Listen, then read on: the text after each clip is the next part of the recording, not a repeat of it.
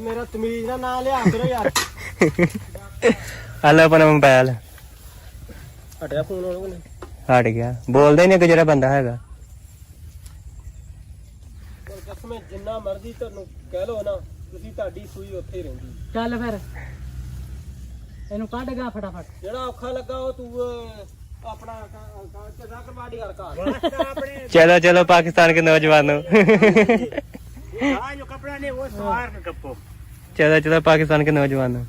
पाकिस्तान के नौजवान जो है ना बहुत मुश्किल काम है ये ठीक है सबसे मुश्किल मुझसे काम करवाते हैं ये लोग तो आप खुद नवाज शरीफ की तरह आगे पीछे नवाज शरीफ की तरह आगे पीछे हो जाते हैं पंजाबी च गल करो ना